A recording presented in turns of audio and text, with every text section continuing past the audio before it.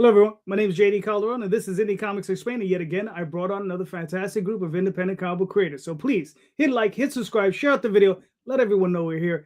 And without further ado, I'm going to bring on this guy. He made it. Hello, everyone. My name is JD Rosario, and this is Indy Comics Explained. My cohort, JD Calderon, has brought on a load of entertaining comic book creators, and he's ready to bring them out tonight. Are you not?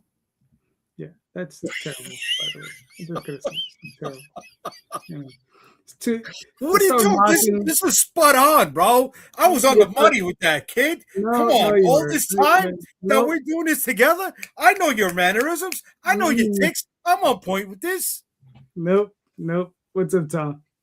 Hey, this is Tom Hutchison. This is Indy Comics Explained, and I brought... No, I'm just kidding. Just kidding. We gotta have fun, baby. We gotta have fun with this. Of course. This is what we do. All right, cool. Let's bring on the guests. Hey, Brian Mannell. What's up, guys? Brian Mannell, new creator in space. Got my first Kickstarter coming up soon this year under Rolling Squid Bones. You know, that fun, wonderful, beautiful publishing company. We can't wait to talk with y'all. It's good to be on. Cool. Hey everyone, I've been on the show before. I have a Malik Running Devil now active on Kickstarter, so pay attention. And also the host of Traverse the Source podcast. How's everyone? Everyone's good.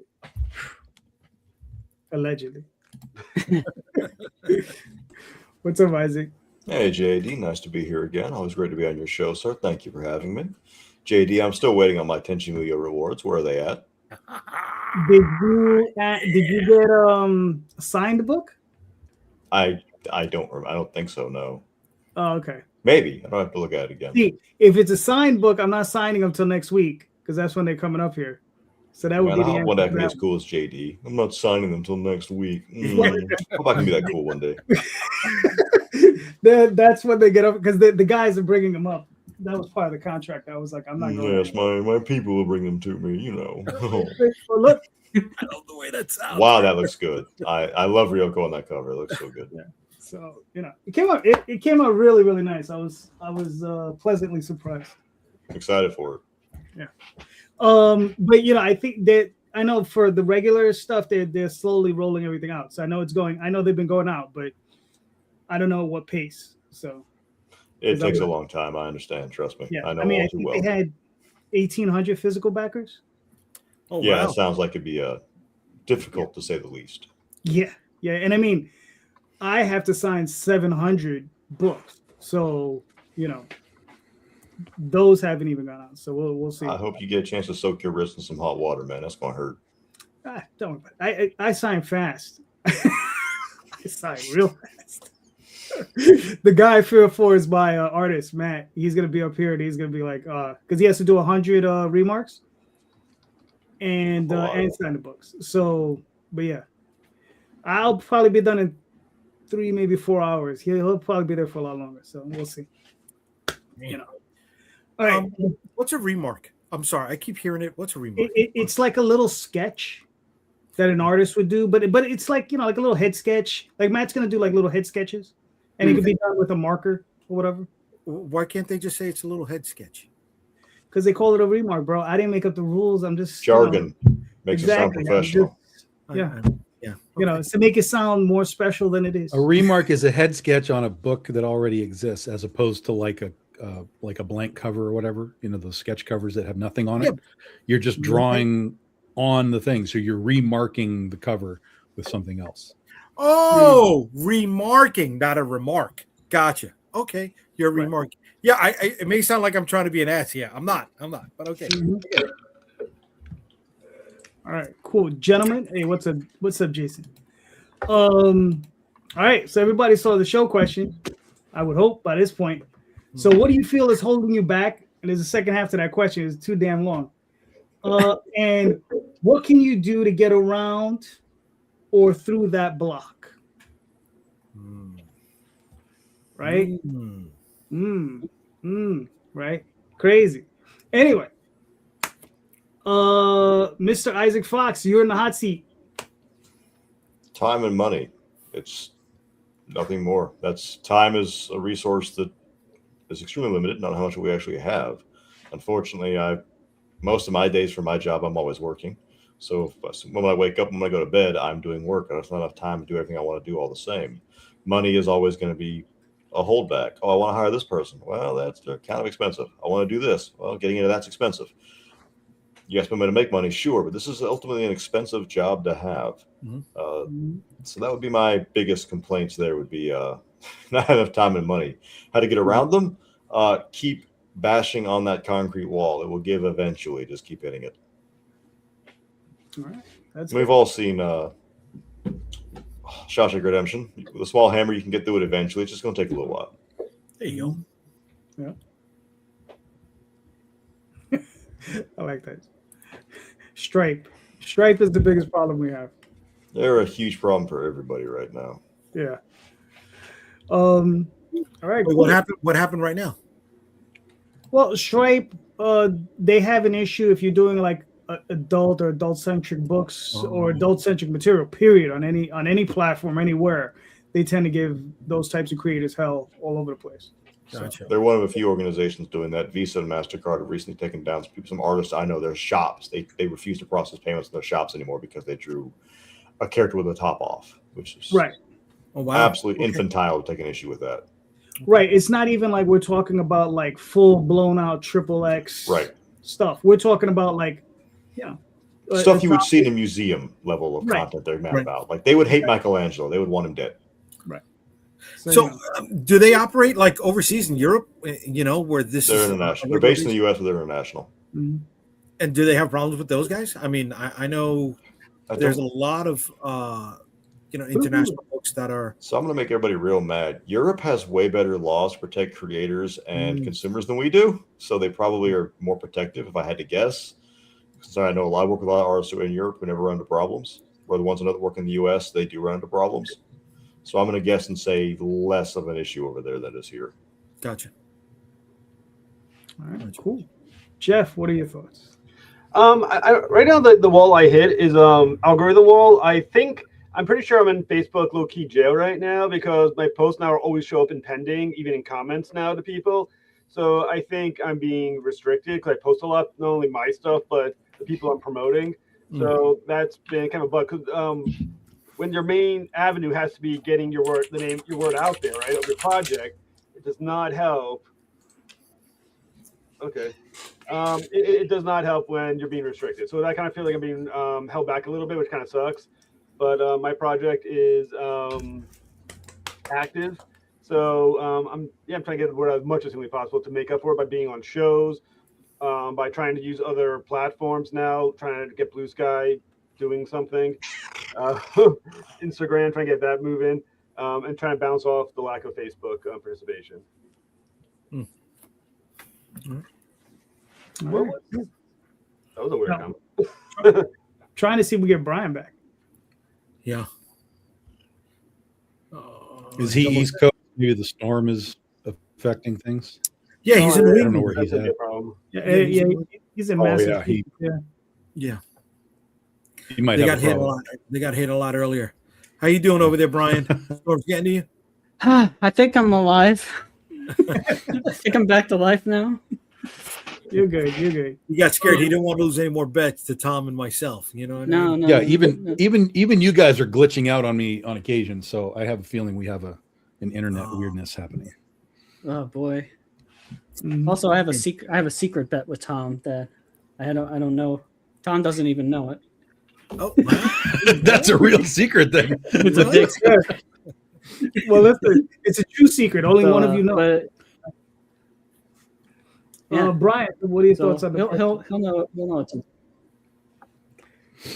So if you guys can still hear me and all that, my biggest holdback, I think, is similar to what Isaac was saying, and that was, I think it's is time management is really for me. Money will be my setback in the future. I'm currently living with my dad, but for time management, the thing is, it's like I work second shift. I get home after work, and it's easy to sleep in. So on top of that, I always tend to overwhelm myself over the week when I'm not going to work full time, I'm always doing something related to the comic creatively. So I tend to burn myself out easy. And so what I need to work on more is kind of doing better, managing my workload, managing my time, and making sure that I get myself more disciplined in terms of with this.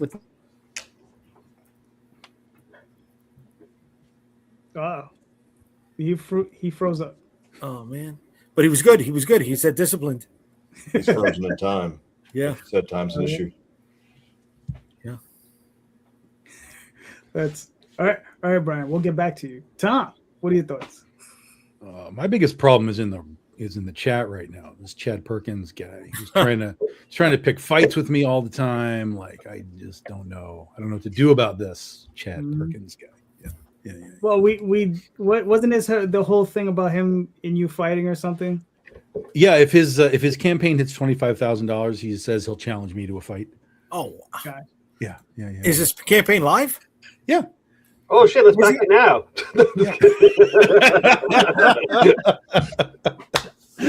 We need to find an angel investor, to help that out. Little bank loan just to see this make this happen. Why not? Yeah. No, Chad's fun. Chad's a good guy. He does have his campaign up right now. It's called Set the Hook. So go check it out while you're listening to us shoot the breeze here tonight. My thing that holds me back is comfort level. Is I've reached a comfort level that, and I've talked about this before. There's sort of these two deadly elements of like one is laziness and one is comfort level, and they're very, very the same coin. But the comfort level for me is everything that I do as far as sales and Kickstarter and whatever, like it all just kind of works, and to the degree that it needs to work, and so that doesn't put a lot of like drive into me to be like, oh, we got to make it work because it's working. It's working. Now, if I did more, could we bump? Could we do more? Yes, there's absolutely the more levels to do more. But that's where I'm at. It's like that's we've talked about this before. It's like flip it and forget it. You turn on the Kickstarter and you talk about it for a couple of days, and then you come back 3 weeks later and you remind some people and you're done. So where it used to be like, hey, we're on a show, we're going live every night and we're talking to the artists and we're doing all the things, but it's like, god damn, it's a lot of energy, and I'm comfortable where I know where this campaign is going to land for the most part, so I'm comfortable. And so that's really my biggest thing is I have to sort of recharge the drive to be like, okay, well, if this campaign is going to do 15,000, what would it take for me to do 20? If this campaign is going to get 200 backers, what would it take for me to get 300? So I've got to kind of reset the drive to want that sort of over the hump sort of thought process. And I don't have an answer for how to do it, really. It's a purely internal thing that I have to turn back on. There was a time we did 20, 25 shows a year. Now I do like 10. Is that the answer? Do I pick up another 5 campaigns or another 5 conventions and get back to some of the places that we haven't been in a long time? Maybe that's part of how to get the backer count up, is remind people that we exist. So I don't know, but that's a very it's an obvious place that I sit. To me, I can see that there's the comfort level. I can see that I'm happy with this is working. We're fine. And I got to find a way to not be happy with fine anymore. Elevate. I like that. Yeah.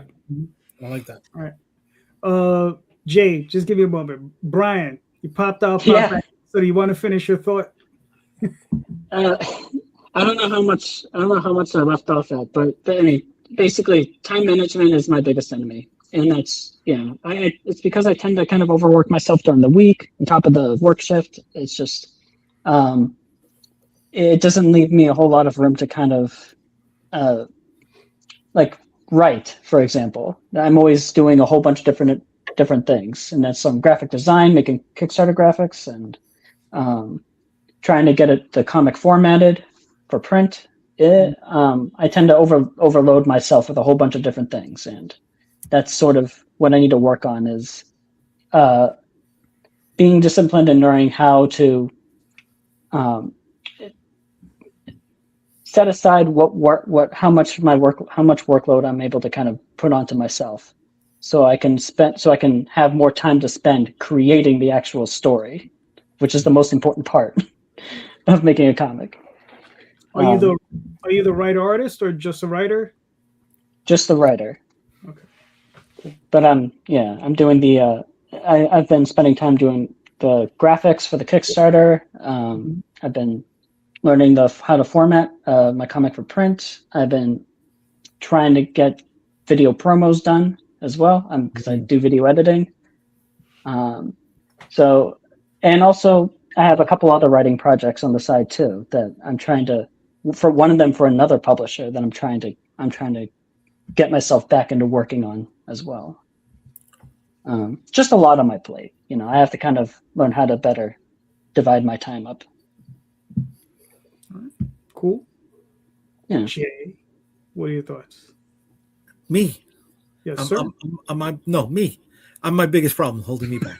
Oh yeah, no. We all Me. know. And it's a little bit of what everybody's saying, right? Yes, time management, money, but it's also anxiety. It's also complacency. It's no matter how many times I go through my checklist, there's always things that I'm going to forget. Things I forget to add to the checklist. There's things that I need to add to the checklist and I forget. And I remember in the moment. There is dealing with other freelancers who are out there and trying to establish a professional rapport with them. I'll start them on a small payment after I get a layout, and then I never get anything else back but the layout. Getting artists who are inconsistent with what they're going to do. Yeah, no, I'll have it done in a week. And 6 weeks later, I'm still waiting for their stuff. How do you enforce a contract when somebody's overseas? You know what I mean? All these different elements, and then there's also trying to balance the business side with the creative side, right? Looking at statistics, reading how to implement this tactic and trying to apply it, and then the status of working through it and developing the time to be good at it, and then writing, right? Finding the time to do that properly, even if it's 15-20 minutes a day, it's in there, right? It's pushing the needle forward. So it's me. And I mentioned that as a joke earlier, right? But I hit the reload button, right, for myself to see if I missed those pledges that didn't show up before, right? Did they pop up? Where did they pop up? We joke about it, but it's just like, fuck. Wait until you hit that button and the number goes down. Oh man, that's happened, bro. That's happened, bro.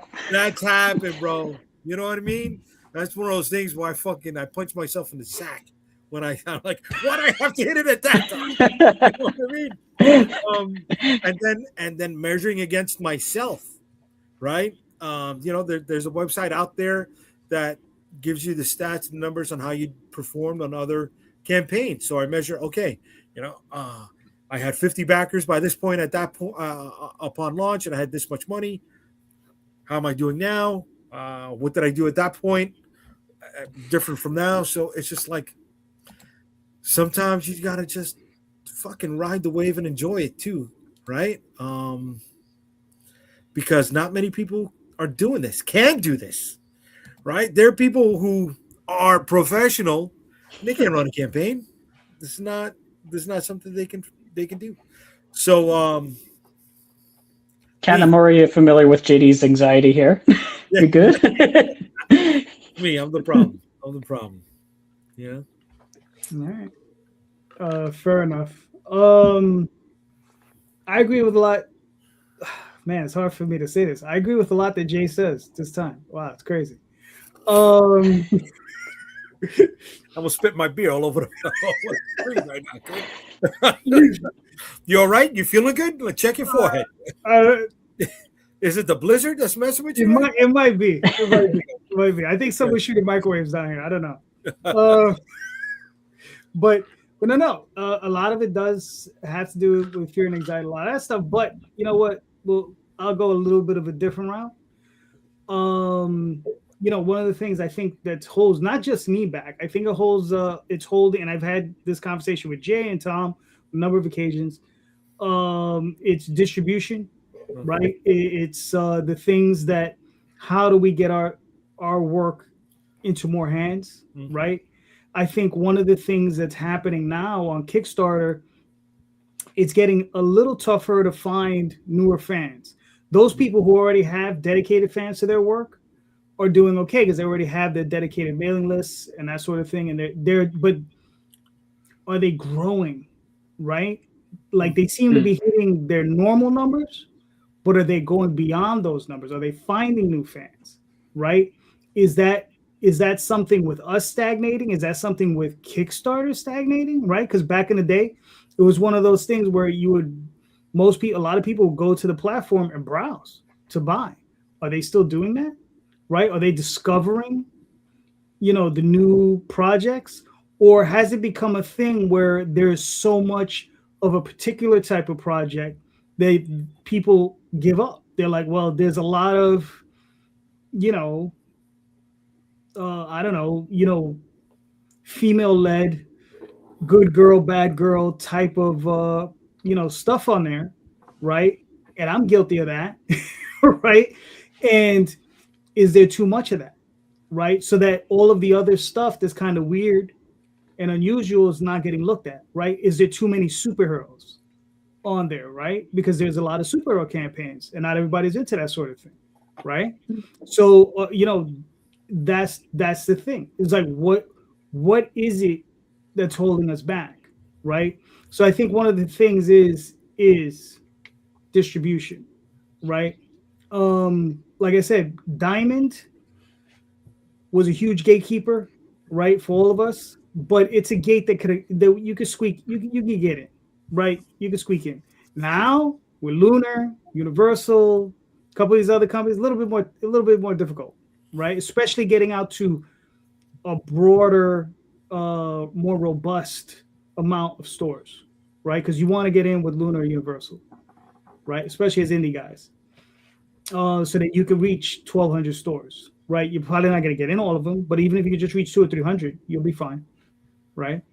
So yeah, that's what I'm thinking. And as far as how to overcome that, man, that's a rough one. That's what I'm going to be tackling over the next year. So. Well, a good distribution one of that, Filbo distribution seems to be really indie friendly. I've been getting to a lot of good stores. Phil is great, but the thing is, I think the only problem that Phil is running across is that he's limited in the amount of stores that'll do business with him. Really? Mm-hmm. Oh yeah, for sure. Oh, because he has issues because a lot of the stores don't like the terms that he's putting out. Right now, I understand why he puts out the term. Like the terms he puts out are great for us, right? Like he wants prepayment, so as soon as our books are delivered to him, he pays us, which is great for us. But retailers are like, F you, they want to hold on to their money, their resources, because that's what that is, as long as they can, right? So you got to understand, from his perspective, I like it. Retailers, not so much. It also depends on the retailer. If you have maybe a company like, I don't know, like Midtown Comics, if they decide to do business, they can absorb that. You understand? They're big enough. They got enough of a war chest. They can absorb that. It's not going to be a big deal for them. Smaller store might not be able to hold on to $300, $400, $500 per month, to give out that type of cash and be able to hold it back, right? Those types of resources. So, that's what I see. Oh, but listen, I wish Filbo nothing but the best, and I want him to succeed like badly. I got friends that go through him. And listen, man, I want him to succeed. Well, Filbo's a door like any other, and just like Jeff said, they're indie friendly. So if you can't get into Lunar or in these other places, it's a door that you can probably pretty easily get into as long as you have a quality product. Because I know he looks at books and is like, you're not ready for prime time in some cases, So he is like Diamond in that he has a vetting process. But if you have a quality book and you can't get into the other places for whatever reason, it's a door you can use. But just like JD said, there's stumbling blocks in his way. So we'll see how that all can smooth out. I mean, he's only been doing it for like 6 months, so we'll see if it gets better, worse, the same, whatever, and just see if the door stays open. Yeah. All right, Jay, you're up. Okay. You mentioned something right now, and it triggered me for this question. The algorithm doesn't matter, right? If you have your audience. All right. Now I understand you want to grow. Okay, it's different. It's harder to retain a customer than it is to get a new one, right? So do you know your audience? And do you know how to reach them? Is the question. Cool. Jeff, you're an Aussie. Oh, fantastic. No, I think I'm in a position where, like I said, I've only done a few Kickstarters at the moment. 3. I do think with my previous one and Alterminus, I definitely knew and found my audience. Malik, right now, that I'm doing right now, is only really the second Kickstarter, some years apart. I'm still finding the audience for this one, which is why I'm so reliant on social media right now to get the word out there, and why the algorithm restraining it is difficult. But I am definitely trying to get the audience to, I don't know if it's finding the audience or getting them to find me. It's one or the other. But I think I'm trying to make sure see if the audience can find me and be like, hey, I recognize that. Now you can back it. All right, cool. Brian, what are your thoughts? So, like I said, I'm unfamiliar with Kickstarter. I'm not too entirely sure if it is, whether or not it is the case where new readers are harder to come by now with Kickstarter. But I think a way that I could, in terms of reaching my story out there to new readers, if that was the question, is I think part of it is you develop relationships with other people, and when you get yourself into a big network, I think it's harder to breach your story out there on your own, is kind of what I'm kind of going out there to say. I think you have to develop relationships with other people, and that takes time. And I think you can only, a way to grow your audience is to just help each other out to expand ourselves out there. I think I don't know. I'd like to think that you have to get to somebody else, I guess. I have to think about this one a little bit more. Okay. That's fair. Not all these questions are easy. Yeah. But Tom has an answer. Wait, you didn't ask Isaac. You got to ask Isaac. Oh, Isaac, I'm sorry. Come on. Oh, my God. You know what it is? I was not going even to... following your own patterns. Why does he have Isaac, I know anything. Don't let him get away with it. Go ahead. Everybody's broke. I don't know if this is a surprise to anybody, but everyone's broke as dirt right now. I've got messages from backers for the last year and a half now saying, hey, I'm sorry I didn't spend as much this time because I'm broke. Everybody's broke. Nobody got money right now. So you kind of have to play around that. As far as, I think both JDs were 100% right, though, that what this battle truly is finding your audience. And it's not going to be easy to find them because they're not looking for you. You're looking for them. You have to be Uncle Iroh to Zuko and ask yourself the big question to your backers. Who are you and what do you want? Are you willing to work within the capacity of what they want? It comes down to then, do you want to do it as a hobby or do you want to do it as a job? Which one do you want to do? Do you want to tell your story about this magic cat that fights space weasels? Cool. But is that what your audience is asking for? No. Then you got to go with what you got to take it as, okay, this is my hobby. I want to tell this story. Your audience goes, hey, we want the weasel to have the power of flight. Well, he doesn't have that. Well, they want that. So you're going to make the modification, or you're not going to do it. That comes down to it. I think both JDs were 100% right about that. It comes down to knowing your audience. Look at some of the best guys on Kickstarter and look at the way they behave, the way they dress, what they do. They embody the thing they're about. Everything they do reflects that, what they're about, what's in their books. I have a couple of good examples like that. I use a big name because he won't get mad about. Brian Polito is a fantastic example of this, and that his stuff is super, super metal, like everything he does. But look at the way the man dresses. I've never not seen him in a battle vest. Like, that's who he is, and he resonates with that audience, and he understands that. Figuring that out for yourself is a thing you have to do if you want your audience to grow, or to grow upon the current audience you already have. And that's not easy. It takes a long time to do it. It's hard. It's painful. It's like going to the gym every day and being the punching bag. You're not the puncher. You're the bag. That's what this is. If you get used to taking those hits, then you'll find that audience eventually. The question is, how many hits can you take? Cool. Tom, what are your thoughts? Yeah, part of finding your audience is finding yourself. That's the reality. Is you have to be authentically who you are in whatever capacity that is, and particularly in a creator economy now, because people will resonate with the creator as much as they resonate with the product itself. Like for me, I do horror and superheroes and westerns and you know, I'm across the board. I'm everywhere. So there isn't anything for me that's like, oh, you guys are all dying over there. Sorry. JD, your life alert's going off. If you're old enough to know that joke, please take an aspirin. Yeah. Thanks, JD. I don't know where I was now. So for like Polito is one thing. All of his books are one thing, and he drives everything one way, right?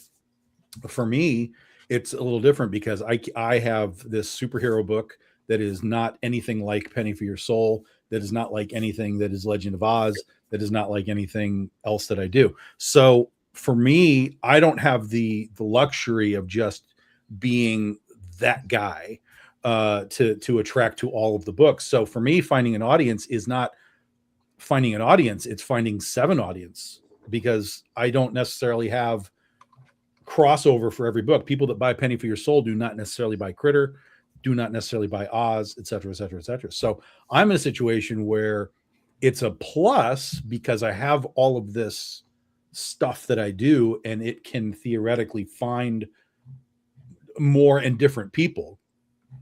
But when those people find something and come back to sort of home base and they're like, okay, well, I bought this Western, what else does he do?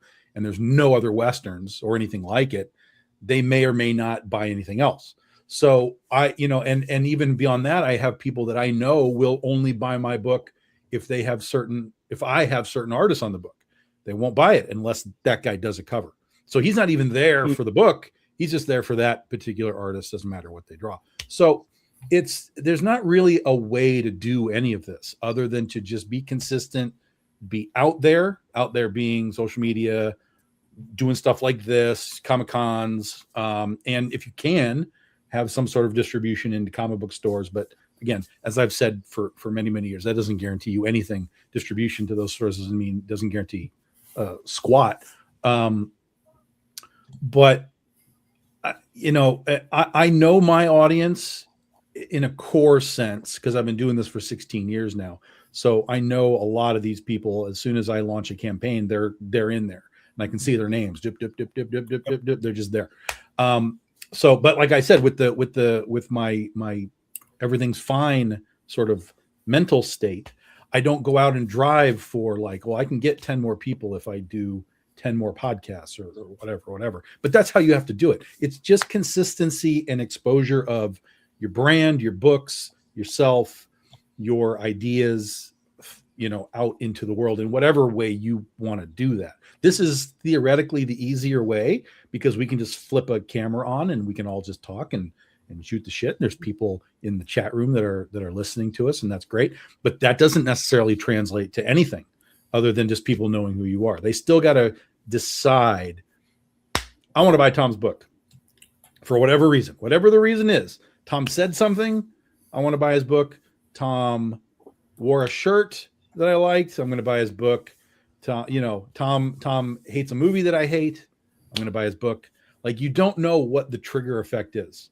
But in the Polito case, Polito has for years generated a very specific aesthetic that attracted a very specific clientele, and those fans enjoy the books, enjoy Brian, enjoy drinking, enjoy getting together. Like, he's created a club for Lady Death, Coffin Comics as a whole. He created a club, and he's been doing it for years upon years upon years.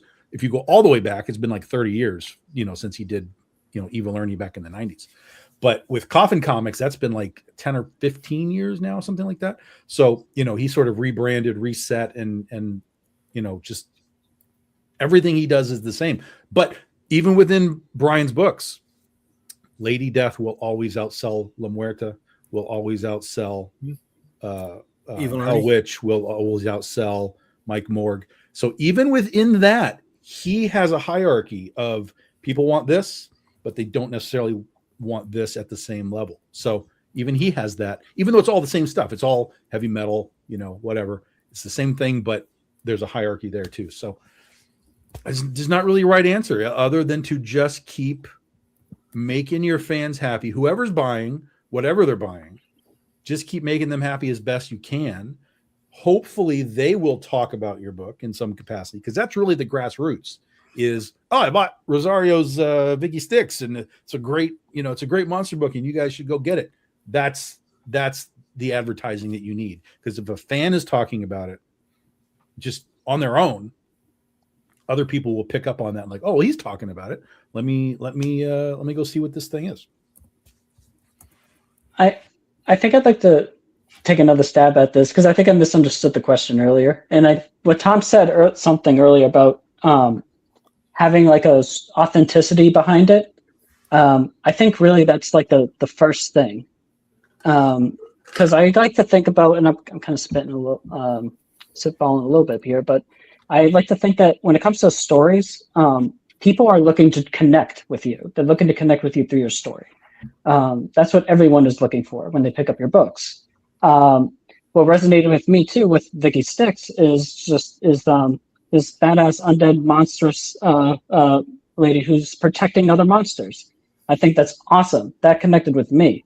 Tom's Oz book. What connected with me is just this really interesting Western spin on Wizard of Oz. And,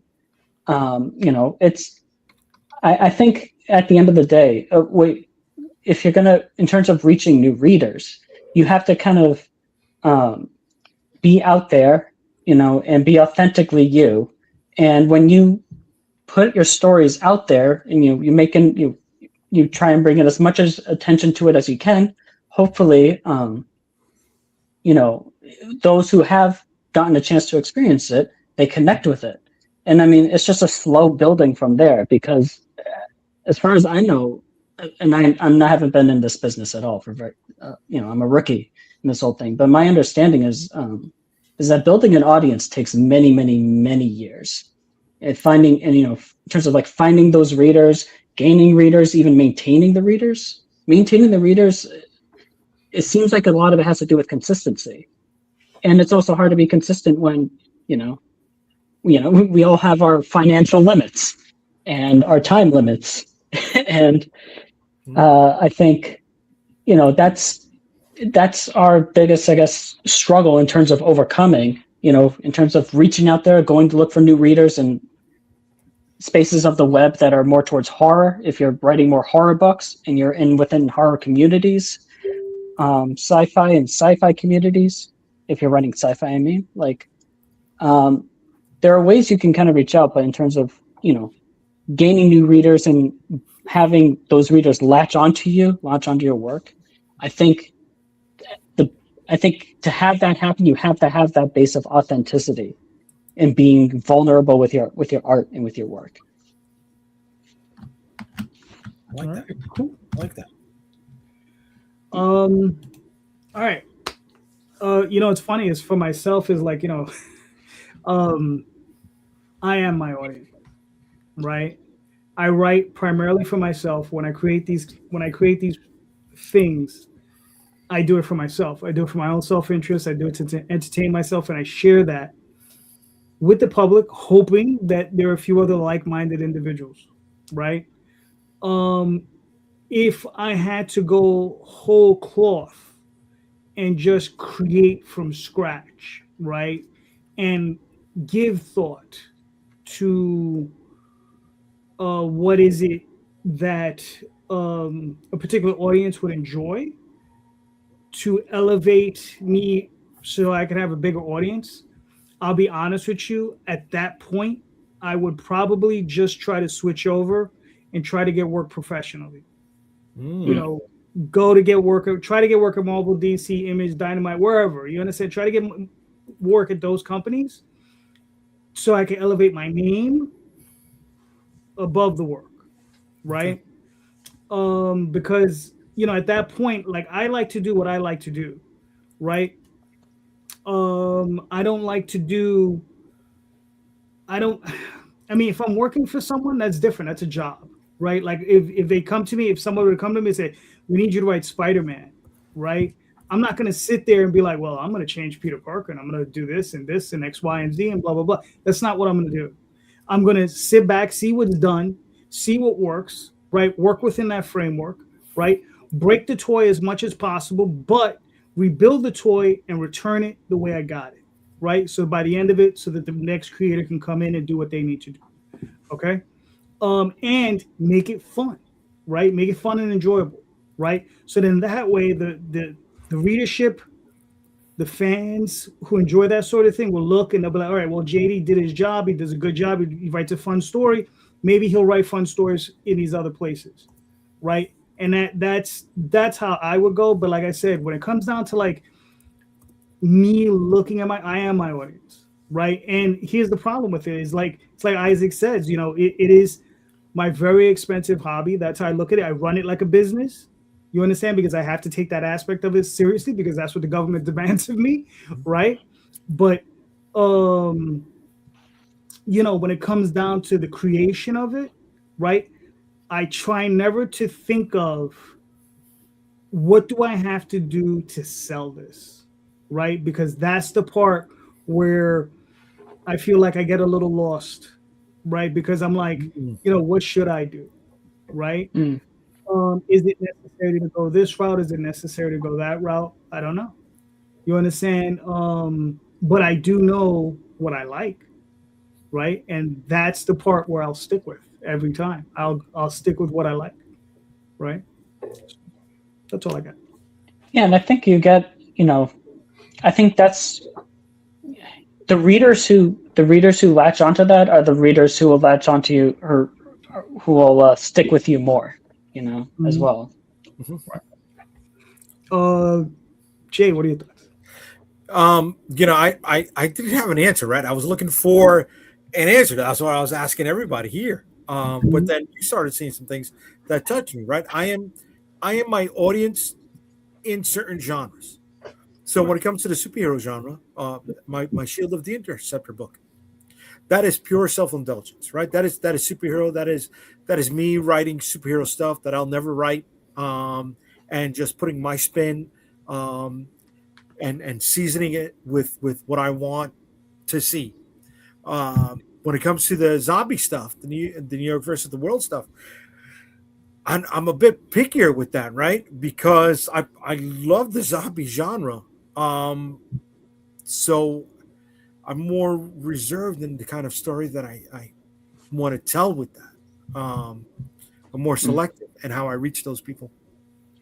When it came to Vicky Styx, and once I deconstructed her and found out, okay, you know what? She's got a little bit of Hellboy in her. She's got a little bit of Jessica Jones in her.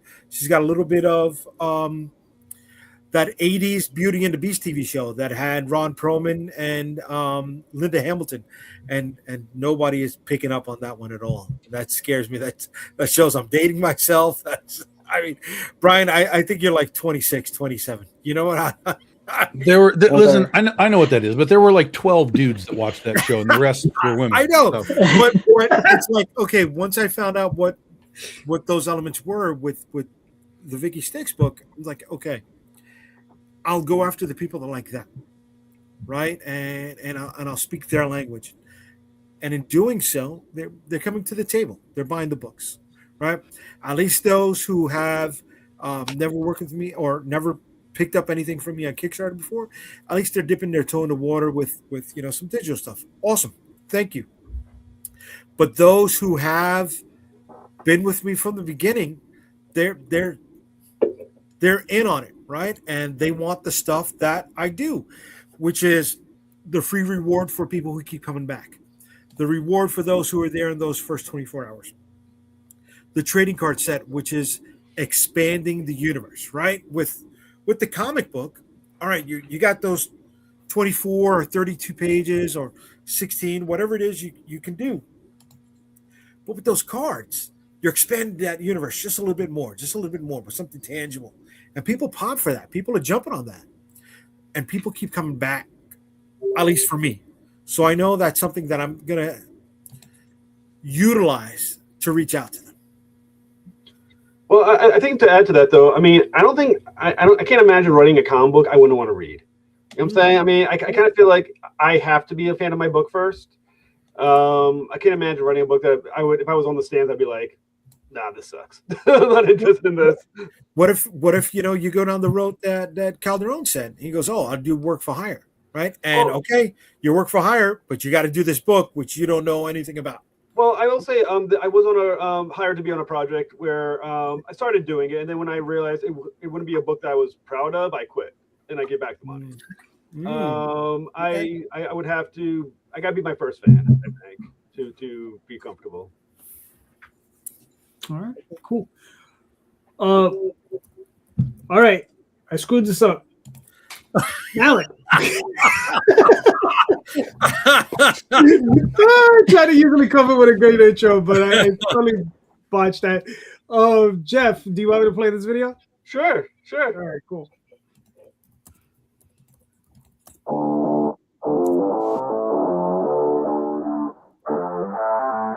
In audio.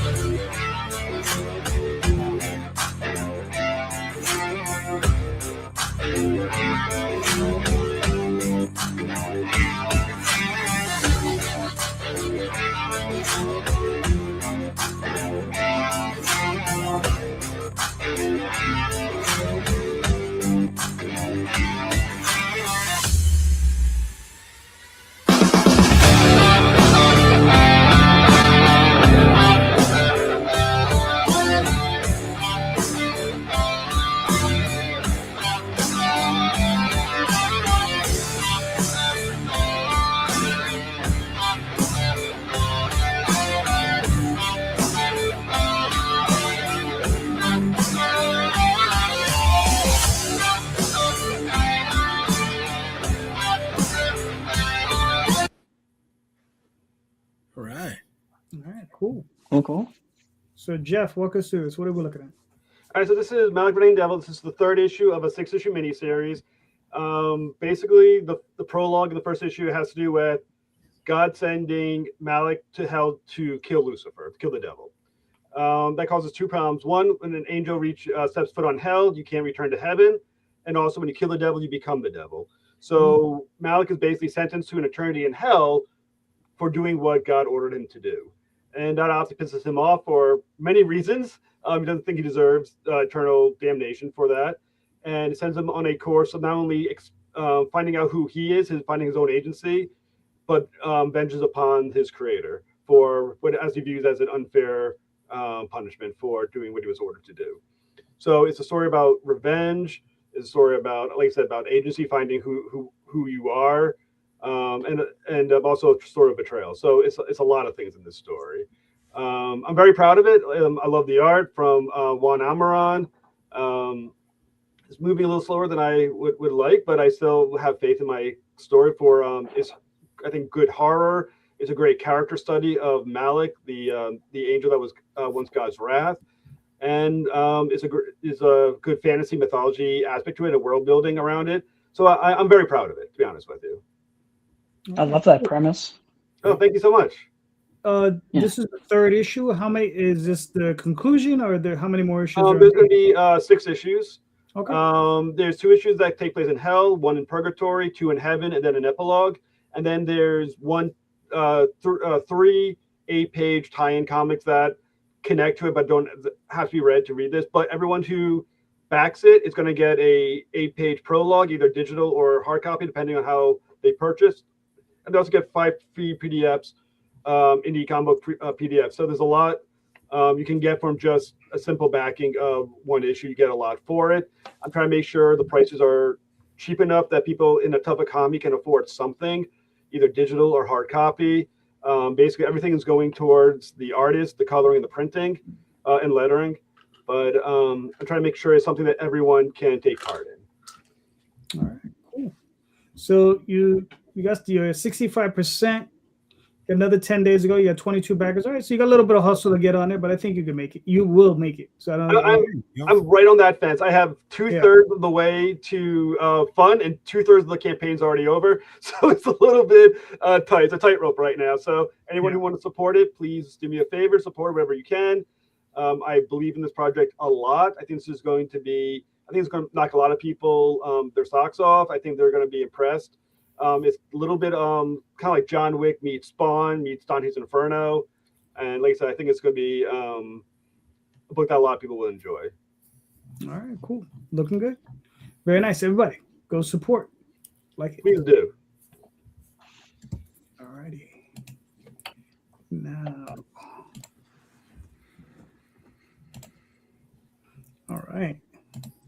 I can't say nothing about your transition. No, you can't. You can't. I was on your show the other day, sir. Yep. Brian, so what are we looking at? So The Wretched, I have a video there too, if that was of interest. But The Wretched is a story about these 4 experiments of a mad scientist. They're really they're young kids who were experimented on and turned into creatures of animal and machine called amalgams. They are sent out in a diseased region of Romeheim to kidnap humans for their master. But over time, they start to some anxieties within them start reemerging again, and they have to. They're having more difficulty dealing with them, and so they have to kind of learn how to rediscover their identities as monsters and learn how to become the thing that they hate most, which is being human. Okay, cool. Now this is the first issue. How many issues are in the series? So I have in my right now in my head, I'm ambitious with this. About 20 issues. That's probably what I'm trying to aim for. This is a big issue 1. This one is going to be 70 pages, and it's almost done. We have like 10 more pages left to get colored and lettered, and it's also going to be in Spanish as well. And I'm having that translated with a Spanish translator I got in touch with, and we're going to have 4 different covers, some stickers, bookmarks. I'm keeping the my first Kickstarter a little bit light, although now I'm thinking about maybe adding a a small print in there as a stretch goal, perhaps. But yeah, it's going to be mostly a small campaign with covers and some smaller items.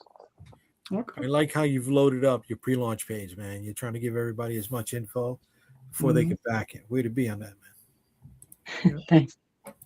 Yeah, I had fun putting it together. All right, cool. And the first issue is what, 70 pages? I saw. Yeah, 70 pages long.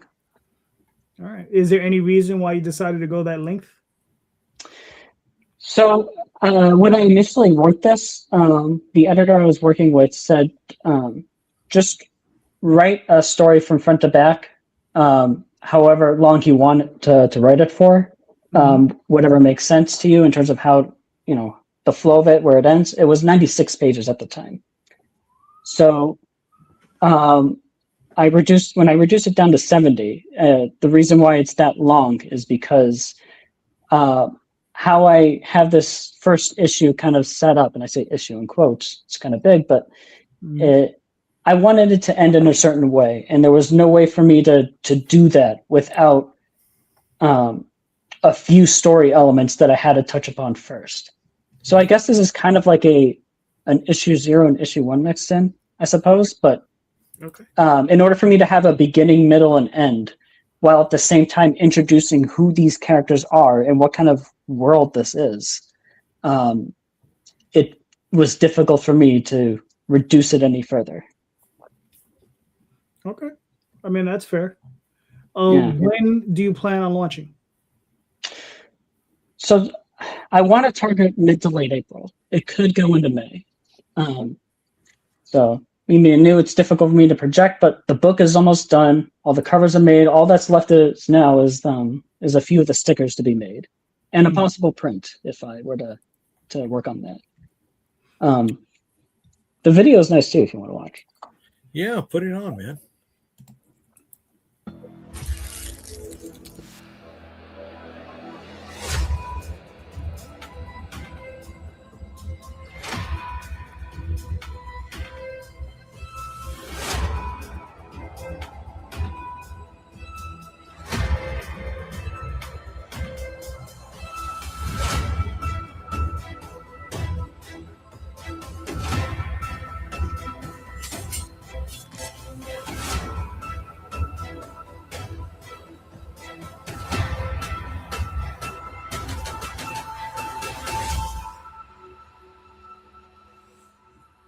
That's it. Cool. Yeah, just a little trailer I made a little while ago. All right, very nice. So you said you either April or March or May? May, yeah, April or May. I'm trying real hard to get it done to mid to late April, but it could go into May.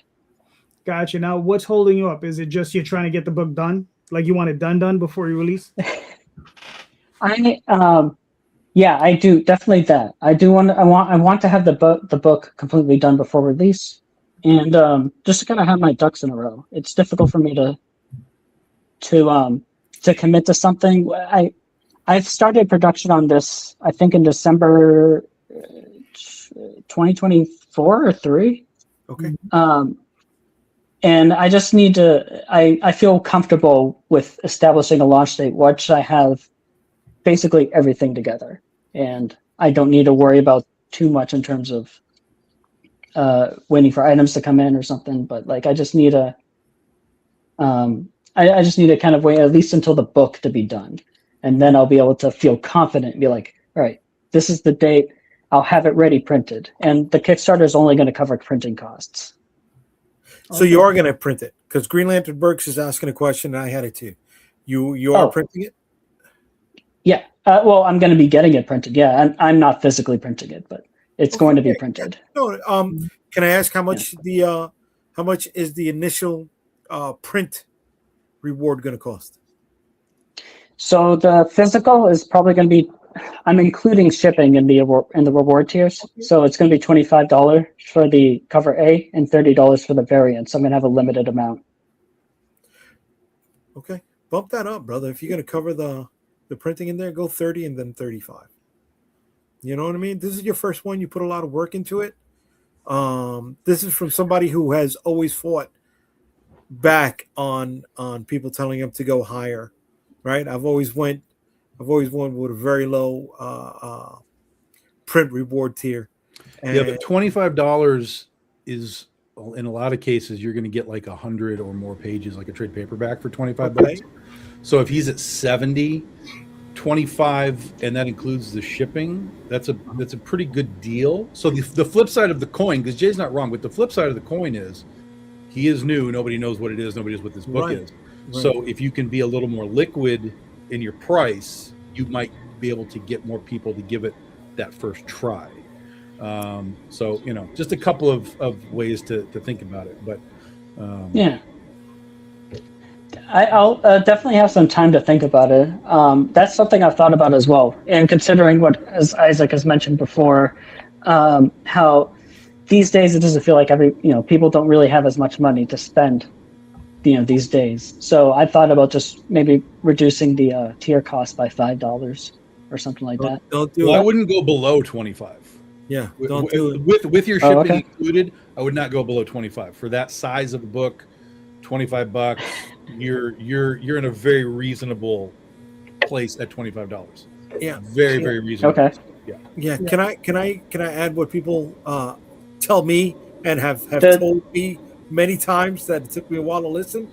The folks on Kickstarter know the gimmick, right? They know that this is not cheap. They know that this is coming out of our back pockets, and they're willing to pay for the premium experience to get something that they like. Yeah. And I for sure. I've been told that considering that and the length of the book as well, keep it at 25. At the least, I have the digital at a $10 tier. So digital is $10. I'm also going to have deluxe editions for this as well. I forgot to mention that. I'm going to have like 15 pages of concept artwork and 15 pages of work in progress work as well. So there's going to be a deluxe edition, which is going to be 100 pages, which is going to be like $5 more than the physical. Just $5 more. Maybe. Cool. I mean, your numbers. You're going to know your numbers better than we will. And I mean, I agree with Ray. I mean, I agree with JD because I'm the one that's constantly telling them this along with Tom. And he's kind of listened, but not really. But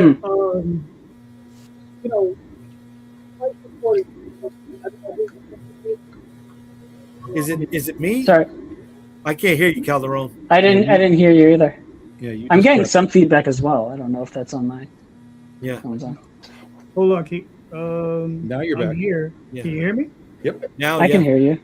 Oh, okay, that's weird. All right. So anyway, like I was saying, I actually agree with Jay on this, which is really weird tonight. This is a very strange night. It must be the snowstorm. Motherfucker. Especially since this is the advice that myself and Tom have constantly hammered him with, right? Oh, yeah. And he kind of sort of listened, but not really. But you're gonna know your numbers better than we will, right? You also have to kind of extrapolate back from what you need to print the book. Right. So if you need whatever $10,000 and you have a $25 book, just do the math. How many backers do you need at $25 to get $10,000? So there's sort of a reverse engineering to some of this setup as well. So yeah. That's what I was doing. That's what I was doing as well. I think it was last week or the week before, just working my way back from the printer I plan on using. How many expected backers I should be getting? I'm hoping 30 to 40 or so, at least. But just trying to judge how much it might cost for 30 or 50 copies, and then I don't know. I'm trying to make it as low expectations. There's a lot of Tetrising involved in these things to try and figure out stuff, especially when you're on your first one. You have no clue. There's no way to know anything. So I think if you're kind of coming at it with like, okay, I need 50 copies and what's that total? I think you're fine. And I think 25 is a very liquid price. Travers is saying that the difference of $5 isn't going to be it. That's false. $5 can absolutely change the price. 15 and 20 it will throw people off. 20 to 25 will throw people off. 25 to 30 will throw people off. So the more you can be in sort of a sweet spot with that size of a book, 70 odd pages, I think 25, including your shipping, make sure that all of your stuff says, just call it free shipping. You don't have to say include shipping. Just say it's 25 with free shipping. Like, just call it that. Free shipping. Okay. People will respond to that. Yeah. And then when you do interviews, you just say, like, this price includes your shipping costs. But make sure that all your images and stuff just say $25 free shipping. That's just the easy mental, breakdown for, selling 101. Yes. All right.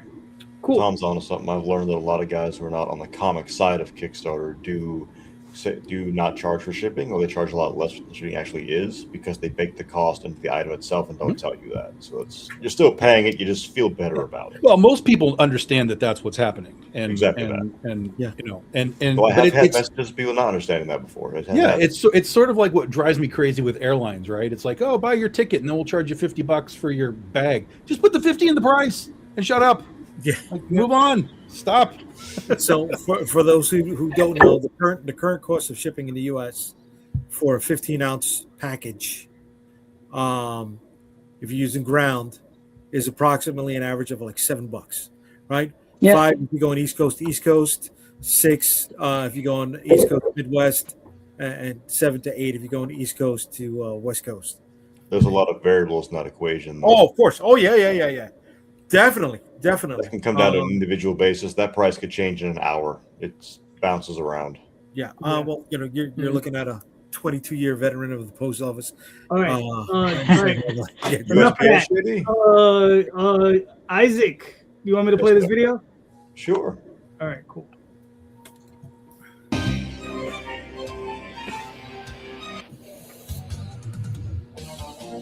JD, better recognize this. Winning love by daylight. Never run from a real fight. If you don't stop, you'll get us sued. Click, click, bang, click, clack, the guests are seen. No more magic here, you know the deal. 'Cause we both know where this is going. Brand new badge, brand new expensive toys, just for you to know the girls and boys. It's time to get the stuff bumping. I know you got your eyes on me, but you better get in line. My eyes are set on my partner in crime, and I'm gonna make him mine. So get sexual busted. When I flirt and I tease and I don't, I can't be trusted. 'Cause I know how to get what I want. My heart is on fire. All right. Cool. I was hoping you got that joke at the beginning, JD.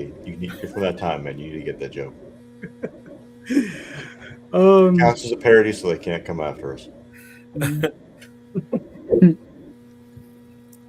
All right. So, Isaac, what are we looking at? You're looking at the 4th issue of Suck You Busted, which has been our most popular series. It currently holds the record for the most popular, most backed, and highest rated single issue comic series in the history of the continental United States' largest city. By square mileage, LA County has more people than our entire city does, but you take the W's you can take, especially at the level I'm operating at. This is strictly an 18+ book, so if you're the kiddies, don't open this book. It's not an H book, but it is an ecchi comedy. So if you've seen things like High School DxD, Monster Musume, Interspecies Reviewers, you're going to feel right at home. Or if you like things like Sunstone, on the more traditional comic book side of things, you're still going to be right at home. If you're a man of culture or a person of culture, you've come to the right place. JD, I know you're familiar with the term ecchi, but for those who don't know, it's a playfully sexual term, essentially. One of those shows where somebody trips and falls over, and for whatever reason their pants come down, you can just hit it. That happens. You'll see a lot of that. This was intended to be the final issue of the series, but when issue 3 came out, we received one complaint on loop. I got it at conventions, I got messages, and I got emails about it. that the series was stated to end in 3. So it's getting a second arc because I've had so much demand for it. So Succubusted 2, Dirty Angels number 1 will come next year. But as of right now, this is Succubusted number 4, the biggest bust yet. This one actually doesn't take place in Jacksonville, Florida. It takes our heroes travel down to Gainesville, Florida to track down the demon and the witch who are responsible for a sinister plot to conquer Jacksonville. And the question is, can they save the day or will they be pounded into submission? They don't have time to call for backup. A lot of questions are asked going into issue number 4. Will Rita finally confess her feelings for Liam? Will they finally bang? Do we get to watch? What's going on between Kimiko and the Queen of Lust? How kinky does it get? All of those questions are going to be answered here in issue number 4, along with a lot of action, combat, bare-breasted battle, and decent exposure. The crime list goes pretty long, actually, despite the fact our characters are officers. And this is a 32-page book of interior pages. Anything that Ash Ticket Comics does, if it goes to Kickstarter, it's already done. The book is ready. All I have to do is hit send to the print shops. We don't make you wait. There's a waiting period already because 99% of everything outside of the art is done by one guy, and that's me. So shipping, handling, all that's just me, but still. As always, no AI. We don't permit AI in any capacity, anything we do. I have no patience, respect, mercy whatsoever for that. There are no shortcuts to demon summoning. You will do it the old-fashioned way, by putting pen to paper, paying artists, and working with people who dedicate their lives to mastering their crafts, myself included. Early Fox Special, we tried doing those. That ends Tuesday night at 11:59 p.m. That is an acetate cover. I think you guys know what that is. JD, I know you being a fellow anime fan are familiar with the magical rays of light anime loves to use to come out of nowhere to censor things when it happens. That's what that acetate cover essentially is, only when you turn the acetate page, those magical rays of light disappear. You get the barren artwork beneath, along with cover B and a special trading card, which is the Goth Rita trading card that's exclusive to that tier. We have a couple of tiers that are referred to as pantsuit tiers. Again, JD being from the anime world, you are familiar with this concept, I am certain, especially to the Blue Girl. It comes with our first ever item card for our upcoming trading card game, which is Rita's Panties, which actually is a pretty powerful item card. Admittedly, some of these cards might be a little too powerful, but I guess if everything's overpowered, then no one is overpowered. We brought in a lot of new names that haven't worked with before on this one, including people like Witch King, who is a professional H artist, Nikanoji, also professional H artist. Along with a couple of other new faces, Arturo returns. We love working with him. He's fantastic. Some of our classics come back. Miss Henpai, who did our Darkstalkers homage, right there. We love Miss Henpai. She's an amazing person to work with. Very kind, very humble. I have nothing but good things to say about her. My tattooist actually agreed to do a cover for this one. Krista Miowski there, who did our Goth Knight tattooed up Rita. She did amazing on that. It's her first ever cover in comics. I intend to have her do more in the future. She did a great job on that. The images don't do it the justice I like it to do. She puts every single tattoo on Rita's body has an extreme amount of detail, like literal professional tattoo shop level detail on every single piece on her. It's fantastic. The character designs are fantastic. Thank you. I work with people, a very fantastic team of artists who've been very good to me, that I can give them a rough design that I can't draw at all, and they can turn it into something of absolute beauty. Joseph Wolf comes back. Work with Joseph Wolf a lot these days. I love working with him. He's a great guy. His style is beautiful. He does something that I've always been afraid of in Succubusted that he's able to tackle very well. You scroll for just 1 second, Jay, just a little bit. Bump up by 1 to 2 tiers to Rita right there. One more. Right there. And that is because Rita is, part of my joke was that she's a succubus. We always see them with being very voluptuous, top-heavy kind of ladies. But Rita doesn't really have that. She's got a big booty, but she doesn't have much in the chest. And in anime, they tend to make the mistake a lot, probably intentional, of the characters looking rather young, which we don't do that here. Any character that comes in anything of mine that is involved in any not safe for work content must appear a minimum of 23 years of age. JD did a fantastic job of capturing still like a youthful glow and making it look mature. So happy with that. Senpai, again, everything she does is just gorgeous. We have a couple of covers here that are ultra foxies. If you know what that means, then you're in the right place. That censoring is there for a reason. So that's our extra spices. We always do a digital deluxe. You get every regular tier cover plus all the digital stretch goals. Our stretch goals go from digital to physical this time. We have a cover book for issue number 4 with the cover there by Krista Miowski, one of the variants exclusive to that. So if you want to just get the covers, you don't like to read, you just want to see sexy succubi, I got you. Don't worry, we'll take care of you. Rita's Small Chest, which is issues 1 through 4, cheaper than you can get them individually. Comes all the stretch goals, but issues 1 through 4 with the A covers. We have a couple of end of arc specials. Those are golden foiled. They are numbered. So whatever you get is X of however many are sold. Everything you see gold on there receives the gold foil treatment, including the wound tats, which look amazing under that foil effect. There's a lot, man. It's a long page. This took a long time. Our supplier finally got in purple foil. So we've been wanting to do it since Succubus #1. So we finally have a Magical Girl purple foil version of Rita right there, which I cannot wait to see that. It's going to look so good. Speaking of acetates, you have this acetate right here of our mascots in the Succubus outfits, kind of teasing Rita because they can hold that outfit between their chests, where Rita can't do that. With a nice little thought bubble commenting that she thinks that cake is superior to melons. But when you turn that page, the pasties, the thoughts, the title, all that goes away. You get, again, the bare artwork underneath. We have one medal so far, the Smacked cover, which is also numbered for One Farm Your Soul by Artoru. If you're a Booty fan, you'll enjoy that, I think. Succubus Goth Gala was one of our themes this time. We have our Succubi in Gothic attire. I had to request it for a while, and it took me time to get to it. Campaigns are usually planned 1 to 2 years out, so it takes me, if there's a request that happens within that time frame, I have to figure out how to work that in. So it takes a little bit of time. This campaign was ready to launch 1.5 years ago, but the amount of time it takes me to ship and do everything by one guy, it didn't have time. Documakra has returned. They requested those to return. Our mouse pads also came back. Part of our trading card game, you get deluxe. Those are foiled, so they have a nice little shiny foil effect to them.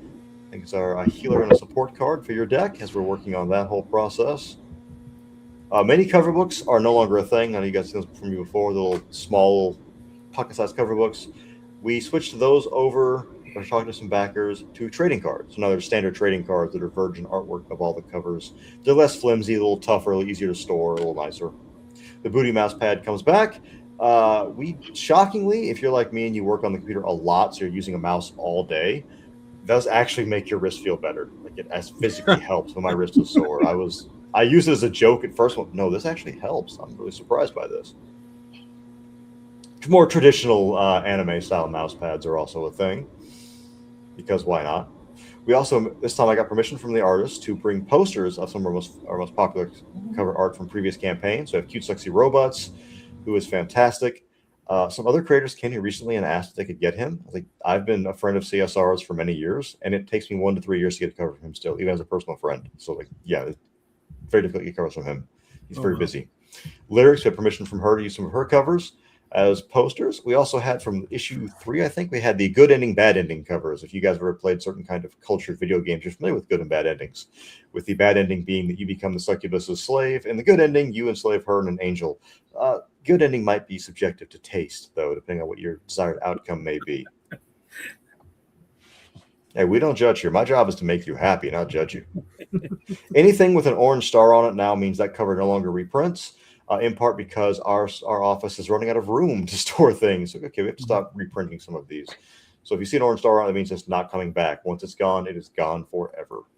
Our previous titles are always add-ons on there. I think I've been doing this now for 12 to 15 years. I forget. 12 years, I think, in comics, 15 in entertainment. So our backlog is substantial, and you can grab them. Usually you can get them cheaper on a Kickstarter than you can off our website. We try to mark things down a little bit. I never want a backer to have to choose between having a cool thing and getting a good dinner. I don't want you to make that choice. I want you to have your cake and eat it too. Only in this case, the cake is a succubus's bottom. And I want you to have both. Missions and Adult Lessons. Keep in mind that is strictly an 18+ series, but that teaches you things adults should know how to do, including budgeting your money, which I know right now is a very difficult thing to do and a very important lesson to learn.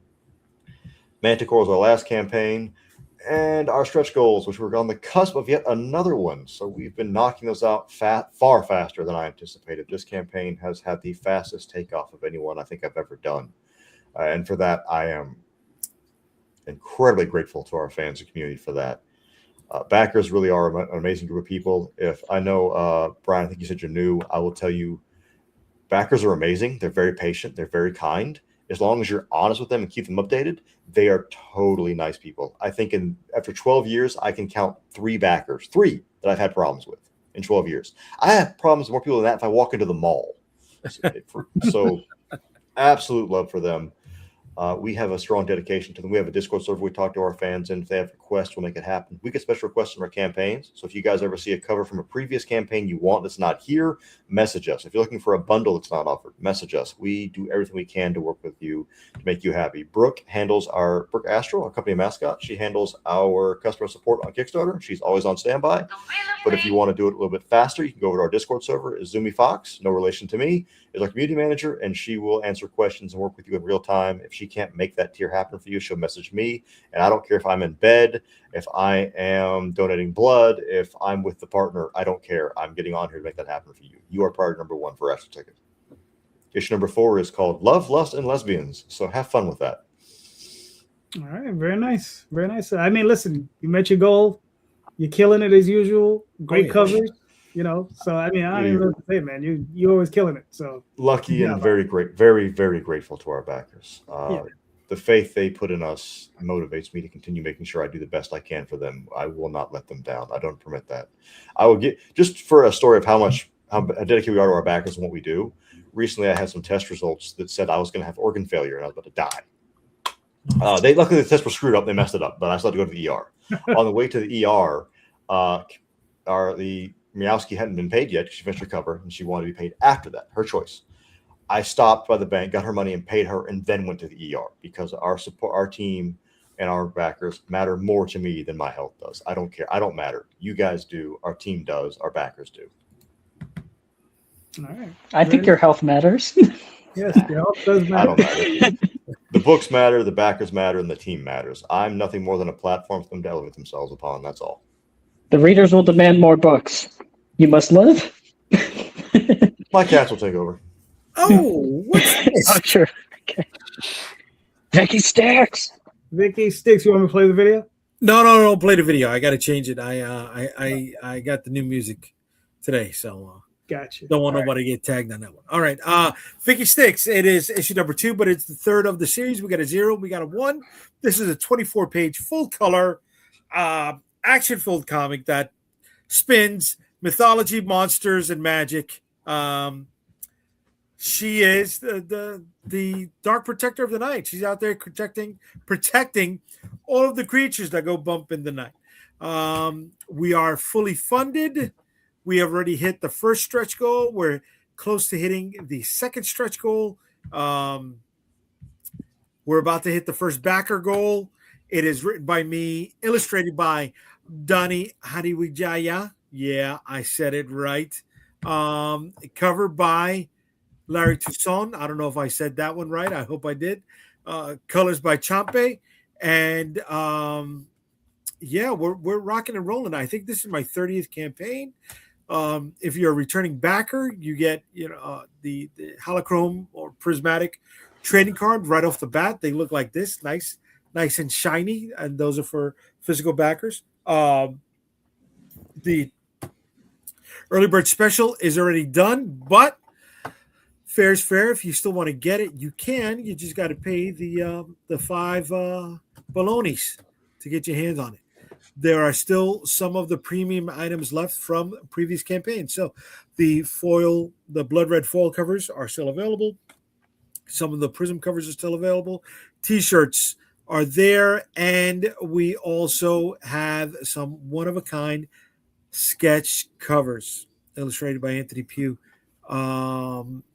So those are banging. And that's it. I mentioned earlier, if you're a fan of Hellboy, if you're a fan of Jessica Jones, if you're a fan of the old Beauty and the Beast 1980s TV show with Linda Hamilton and Ron Perlman, this is a book that's right up your alley.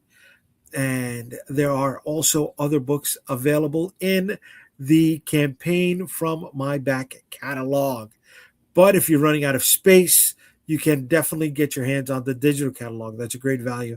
And then if you scroll down a second, Calderon, Vicky Sticks is the third book right there. Hold it. For those of you who do not know, I've been pushing this for a while now. Myself, Calderon, Tom, Marvin Wynn, Rob Multari were part of an independent comic creator collection trading card set. This crossover includes 9 different cards, where if you get all 9 cards, the back formed this really big, nice jam image. So 3 cards are available. And if you missed the first 2 campaigns, the links are here in the body, and they are still available in late pledges. All right. Very nice. Very nice. Thank you.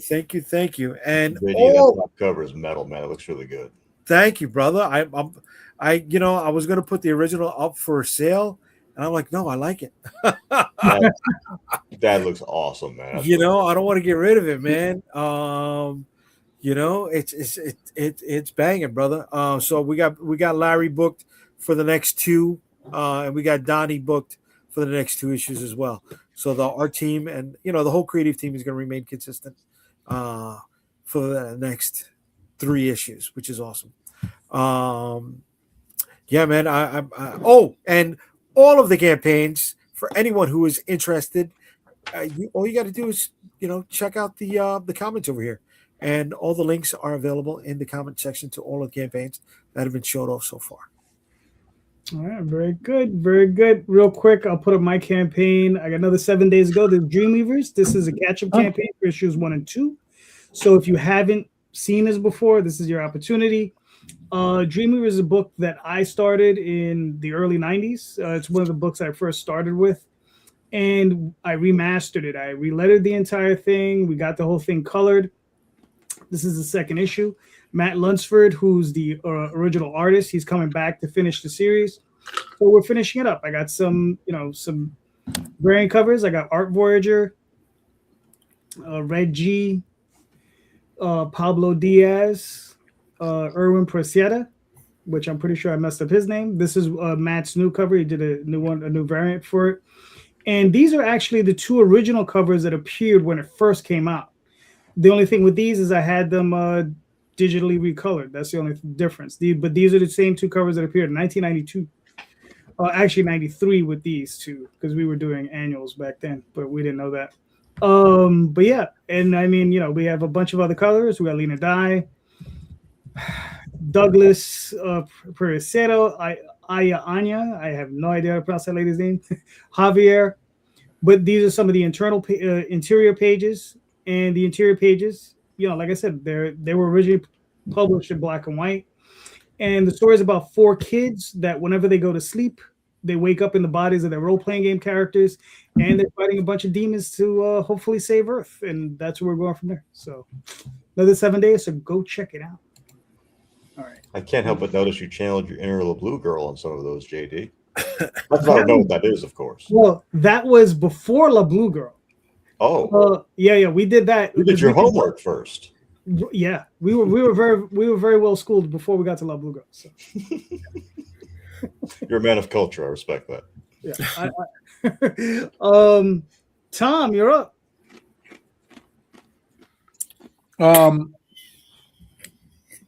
So this isn't like intended for everybody to just lay bare their politics and so on. But I'm just curious, like, when you're writing stuff, and some people only do one thing, some people do like 7 different stories. I'm just curious if, as you're writing things, do you either write a story purposefully with your sort of worldview message in it, or / do you just kind of write a story and every now and then you kind of drop whatever message you want to drop into it?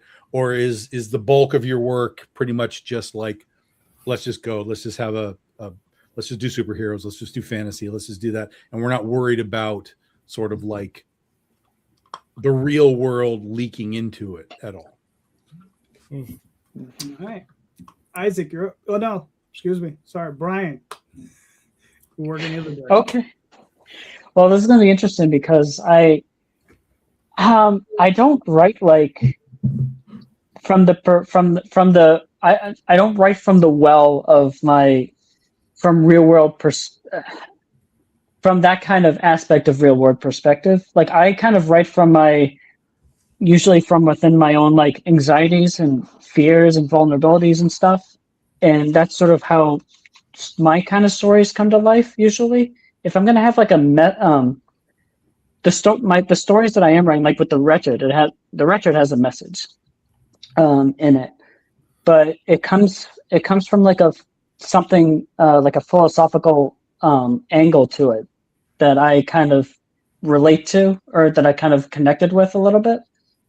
And if I don't know, if I were to write something with real world, like either politics or cultural implementations in it, I think it would probably come from just my own kind of connection with it. I suppose it's not something about me being kind of blatant about like what kind of thing I want to push more towards. I don't know if that answers what you're questioning, but Yeah. it's difficult for me to. Okay. All right, Jeff, what are your thoughts? Jeff, you muted. Unmuted now. I think if you look at Malik Running Devil, there's an inherent provocativeness to the story where a lot of people are going to be offended by the concept. I mean, if you're highly religious, you're going to have an issue with Malik. It's just how it goes. But that's also part of the, my worldview inherent within it. And I'm not going to shy away from that if that's something I actually believe in. And it could cost me some backers, but at the same time, hopefully those who do connect with the story, will have a story they really enjoy. We'll see someone that they are on the same page with, and we'll give them, something to think about, hopefully. So I'll say inherently politics is impossible to separate from a story that would write from, from anything else. I'm not doing something that's inherently neutral. All right. Fair enough. Isaac, what are your thoughts? A question I was trying to avoid. Astral Ticket by rule is not permitted to mention, discuss, or show any real-life religion or politics whatsoever. That's banned in our server, it's banned in our work, yada, yada, yada. It's banned in everything we do. We use some of the fantasy of demons and angels, but not from a religious standpoint. That being said, I don't write anything that doesn't have a message to it. Even Succubusted being an ecchi comedy, it uses the stand-in of humans x demons to lightly, doesn't force down your throats, only the succubi get that kind of treatment, but examine how our society claims to be free, but we judge people based on who they date. Same-sex couples, inter-race couples, trans couples, etc. Demons can be a stand-in for anything like that. Kind of like how X-Men is a stand-in for people that society usually calls outcasts. Similar concept, but we're not going to beat you over the head with it. That being said, I've had to say this a few times, and nobody's ever raised the pitchfork and torch to me before, but there's always, all it takes is that one guy, right? Succubusted starts off with our characters being assigned to go round up a demon who's overstayed his visa in the mortal world. This was written like 6 years ago and has nothing to do with the current immigration climate of the United States. So please don't anybody think it does. I'm not saying that. This was written before any of this was even a thing. The idea was a simple case that they could do in like a 5-minute adventure in and out, that a project that was believed to going to fail, being having a demon work for the government, would fail anyway. So give them something easy. Issue 4 does also refer to the president as female, which again, this book was written like 3 years ago, has nothing to do with politics. My point was to emphasize that this takes place in a alternate reality, as the U.S. has yet to have a female president. President being female there should enforce that. I think X-Men has done the same thing, kind of a similar idea. So for the most part, I stay away from religion and politics, but I do think that writers' biases will always come out no matter what we do. We subconsciously do it. So it's always going to be there, but try to present things with a message. Even if I'm writing something that's going to be just a lot of, booty in your face laughs, I still want there to be a heart and a meaning behind it. Mr. Zoom's Adult Lessons is a fantastic example of that, where it's a lot of adult jokes and imagery, but it's used to actually help you out. How to change a tire in your car, how to budget your money better, how to repair your toilet, things like that. You can use that stuff to an advantage, but for the most part, real life religion and politics, I avoid it like the plague in business. While wearing company colors, I can't comment at all. All right, cool. Jay. I got a message from the message telling me to watch it with how I answer this. So the way I respond can leave me on the couch tonight, or it can leave me in the bed.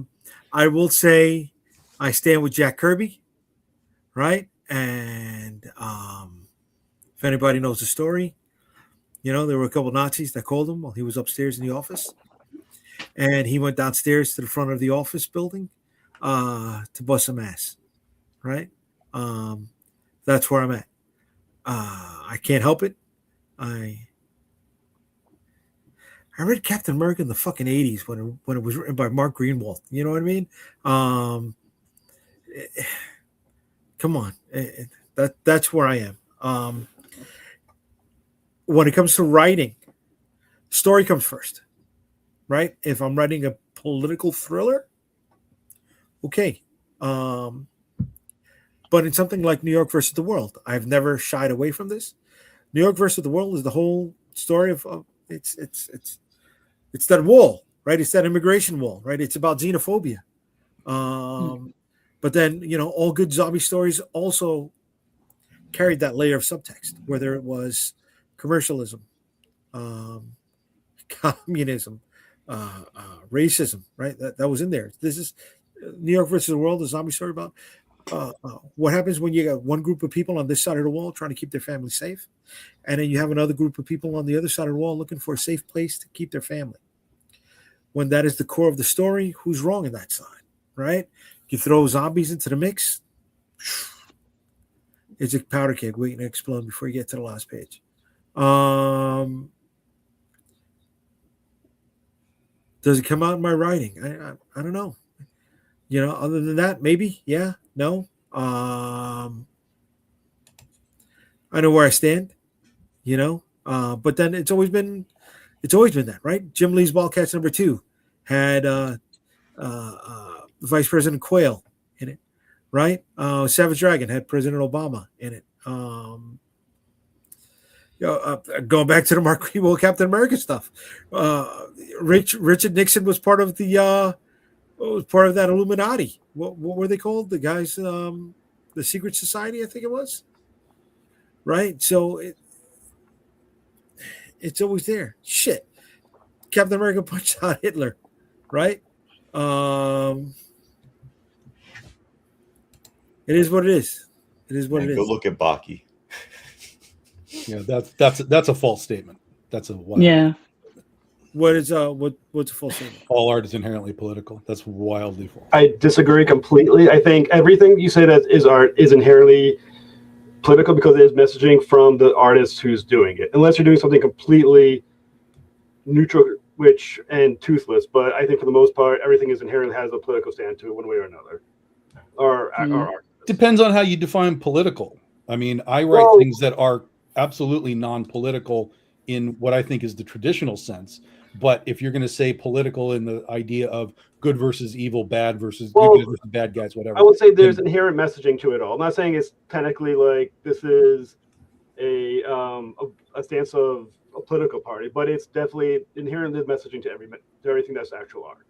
I think there is inherent messaging, but I think it's just as much as about the message from the receiver of the art as much as the artist too. How someone interprets the art is arguably is a huge factor comparing to the artist, to the art itself. I mean, compared to the art itself. Again, I think it depends on how you define political. You don't have to be toothless in your story, or you don't have to have political bent to your story to have teeth to it. That means you're writing something for a political purpose in that regard, whether it's immigration, whether it's racism, whether it's whatever.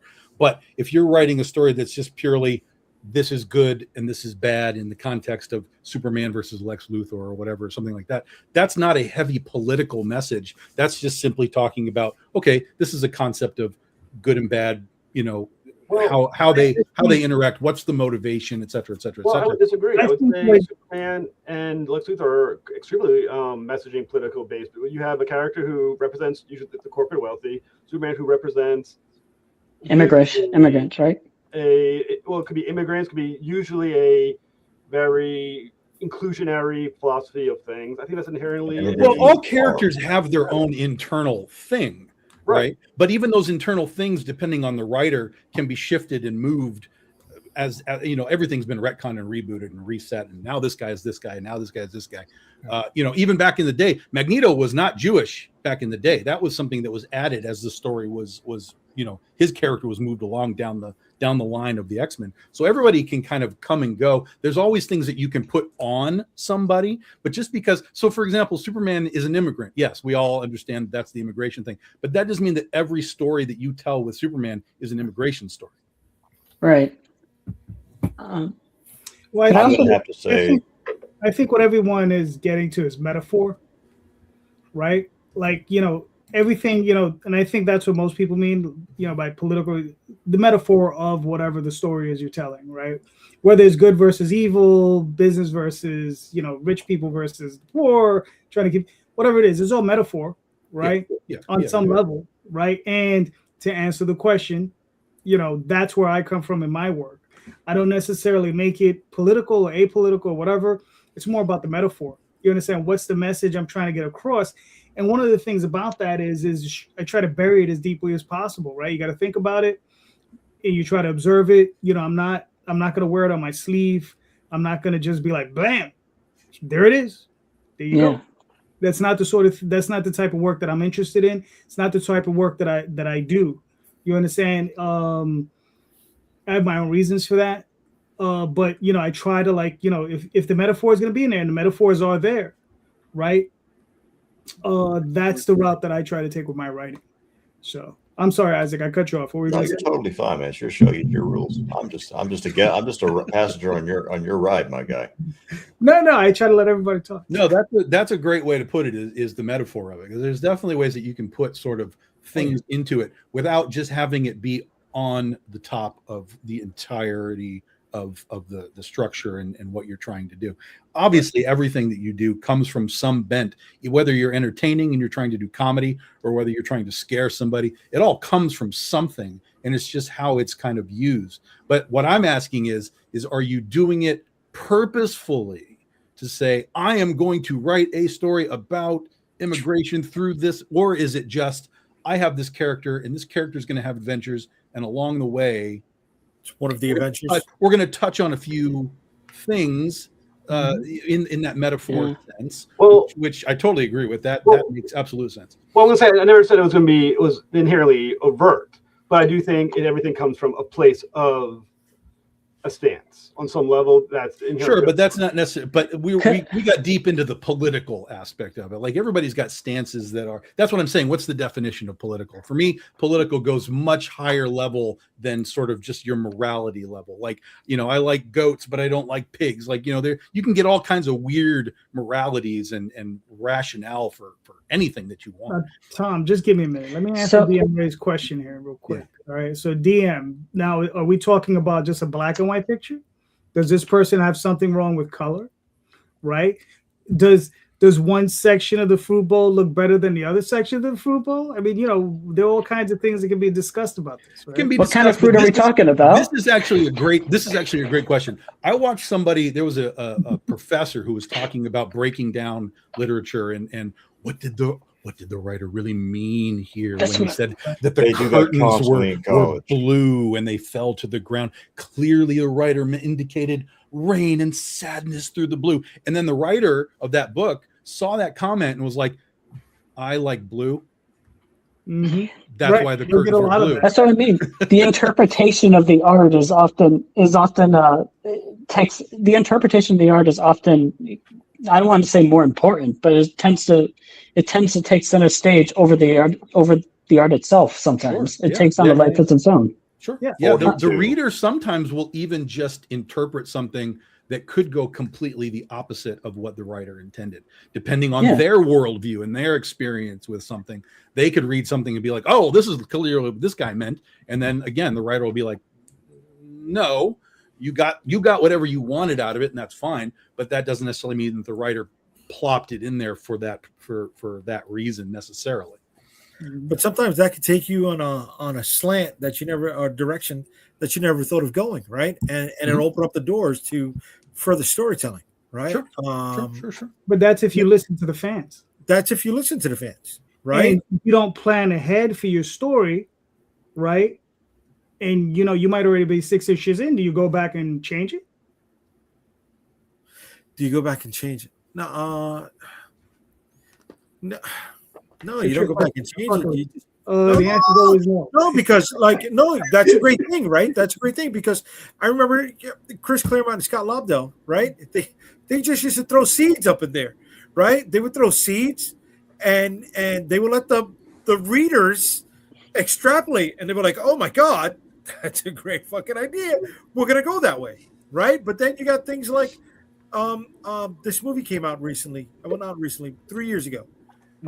Blink Twice, right? Zoe Kravitz's first directorial debut, right? And it was a whole metaphor for Epstein Island, right? But it was intentional, and little by little, as this thing is happening in today's news, they're finding other elements and layers of that movie that are proving to be true. And they're like, how much did she know, right? Was she telling a movie, or was she sending a message Well, when she wrote that? Well, see, one thing I was thinking of is Jerry Conway and the Punisher skull, where it's been taken from both sides. One is saying it's a liberal, one is saying it's conservative, but it's still getting a conversation started. It's still trying to say something, depending how it's interpreted, but it's still saying something, Right. or meant to say something. But obviously, it's been taken from two different directions. I mean, it's what they're saying. You know what I'm saying? But that's how art inherently is, though.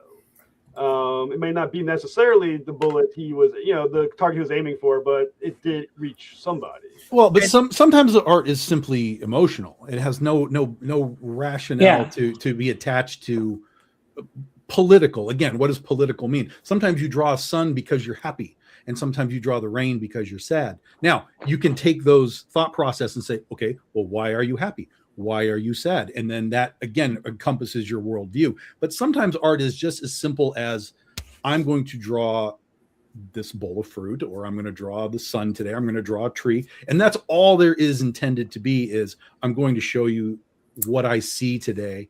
I'm going to show you what I feel today. And that's the end of the message, is this is where I am in this moment in time. Let's roll this I'm all often- back to the – oh, I'm sorry. Go ahead, Ryan. I was going to say, I'm often next to, it's going to sound a little strange, but next to music, paintings are like my big like inspiration in terms of writing comics. And I mean, oftentimes what painting would hit me emotionally. It could just be a shack at night or something like that. It's just the way it was painted and drawn that just evoked like an emotion in me. Now, does that have some kind of underlying metaphor, or I don't want to say just specifically? I know politics is what we were kind of focusing on, but it doesn't have any kind of meaning in that. I don't think so, but I just know what it means to me as like an emotional resonance. Sure. I even made a couple. I secretly made a couple comics before The Wretched. That's highly inspired by the Polish painter Mariusz Lewandowski. He has like surreal artwork. And the paintings are set in a fantastical world, and it's just beings trying to, like, one of them is following a vision of a black knife in the sky. He's dealing with a dark sun that's turning everything into stone, and he's following this black knife for what end he isn't aware of. But there's like shadowy figures squashing through glass mountains. There's like a tower that's with 3 bodies melded into it. Like when I made that story, I didn't make it through any kind of political or deep message put into it. It's really just like an emotional sort of thing that I was feeling at the time that projected itself as a comic. So I think, like, what was I saying before? I lost my train of thought. But I would resonate with paintings that would just be, could be of the simplest things, but doesn't even have to be anything with an inherent message or political or whatever thing attached with it. Isaac, you had something to add? The question is the problem. The question's wrong. It has the wrong subject matter to it. Art is not inherently political. Humans are inherently political. So the art is not political, but But the instant it is beheld by another person, it becomes that immediately to that person. It doesn't matter what that art is. I can sit here, Mr. Hutchison, and go, you have a redheaded white girl behind you. Why isn't it something else? Why isn't it this? What are you trying to say? There's no message to that. But you could certainly do that if you wanted to. And somebody inevitably will. The more eyes you have on it, the more political it becomes, because you can have 2 humans in a room and have 4 political opinions. It's just the way it works. Mhm. So my argument is that the question is wrong, not the answer. I think it's. I found this interesting. According to Alan Moore, nobody interpreted Watchmen right. Oh wow. It's funny. My question would be, did Alan Moore interpret it correctly? That's what I was going to say. Isn't Alan Moore just going to like troll anyway? Like that's just what he does. But it's funny, as a writer, and I mean, and all of us are writers, right? I could have written something 10 years ago, right? That when I wrote it, it meant something to me then, but it means something different to me now. Right. Yes. Right. Well, Yes. Well, I'll say I would also argue. I teach English during the day. I'm a day junior high English teacher, and one thing you do have to ask the question is something true because the author says it's true, or is it true because it's in the writing of it? A thing like Romeo and Juliet, it says clearly it's fated, but the story has nothing to do with actual love. So was Shakespeare getting his point across, or did he mean the other thing? So just because the author says this one thing does not mean the writing actually says that it is, based on the actual interpretation of it. So I think that can be also viewed in almost anything you write or draw. Well, that's the thing. That's the interpretation. Art is in the eye of the beholder. So, like Ray said, you can see a bowl of fruit and interpret it however you want. Is it left over from a nuclear war, and that's why it's black and white? Is it whatever? Like you can take art and run with it for as long as you want to run with it and interpret. In a comic book, you could break down panel by panel, like why was this color chosen? Why was this angle chosen? Why was the size of this square chosen? Like you can break these things down and interpret them in however you want. That's your sort of privilege as the reader or the consumer or whatever. But it does come back to, what did the writer do here? What was his choice? Was it what you're interpreting, or are you just adding things that you think are there or want to be there or wish were there? Whereas he may have just said, I like blue curtains. Mm-hmm. Okay. But that brings everything back to, the question, what's holding us back, right? Us. And we need to allow a certain amount of ambiguity in what we're writing. So that way, what we're writing, whatever, we're storytellers, whether we're writers, painters, musicians, right? Artists, right? We're storytellers. The medium is the only choice that we should have. But that little bit of ambiguity is what leaves it open to interpretation, and is what we should be doing as storytellers. And it is to evoke something provocative enough to generate conversation. Well, the ambiguity is what allows the reader, the consumer, to put themselves in what they're watching. Because if there's a gap, they fill it in themselves. Doesn't matter what it is. Yeah. They'll just be like, oh, well, I saw this and I saw this, but something happened here, and they'll just fill it in themselves.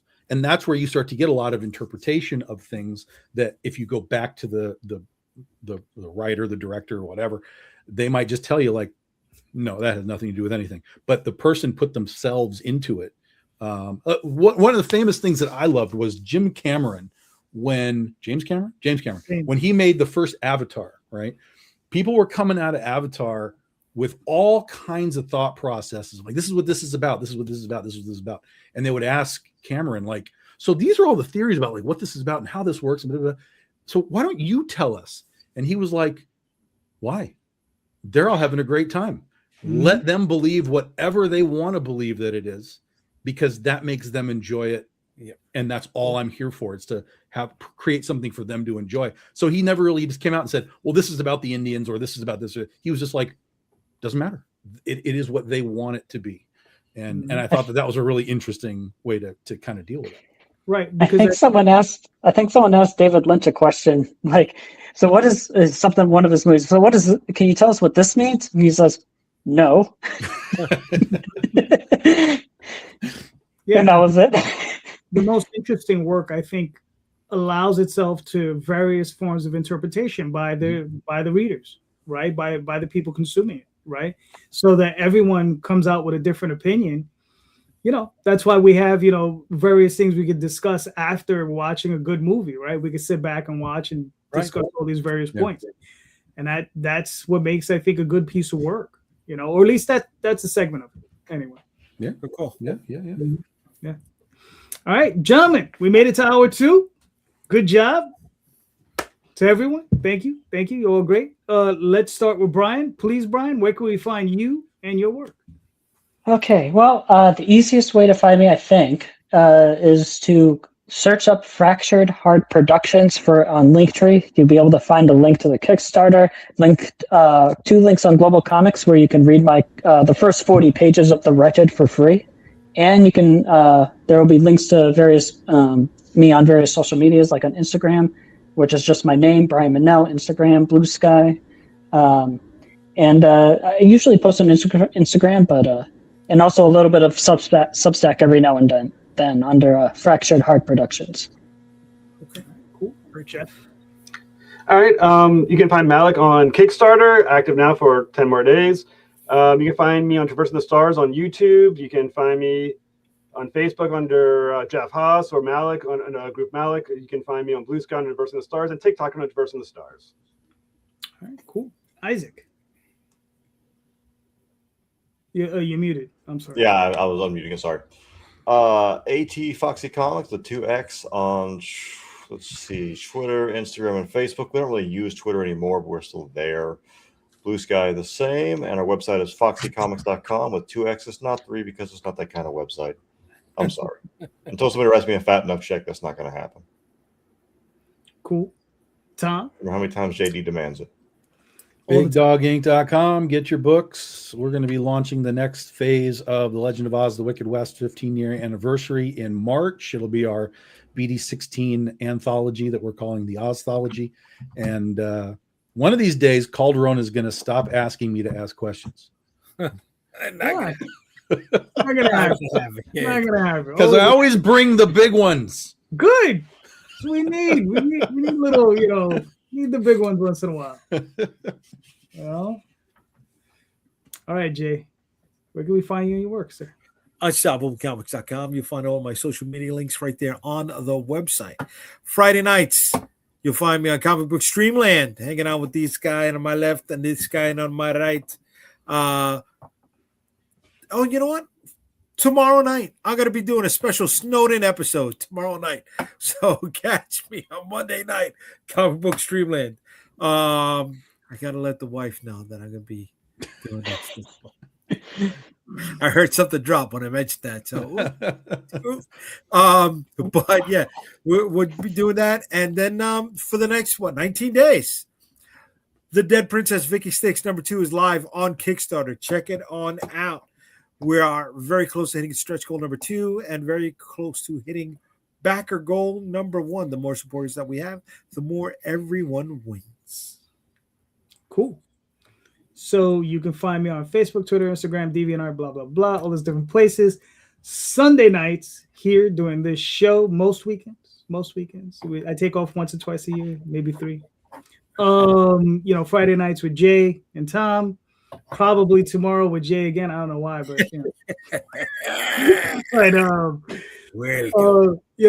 just to let everybody know, tomorrow night or tomorrow, probably about noonish, the Oswald Chronicles will be returning to Kickstarter. Why? Because you can't keep a good mouse down. That's why. But anyway, so Dream Movies is still running, so go check that out. And just remember, everybody, please go check out the show notes, because in the show notes are the links to all of these creators' campaigns. Click those links. Buy these books. All right. Please support these creators. These creators are all impassioned creators. They're all really invested in their work, and I think you should be too. Go check them out. These are great works. And just remember, everybody, read more indie comics, especially ours. Thank you so much. Have a great night. Way to be, everybody. Good night. Good night. Stay warm. Good night.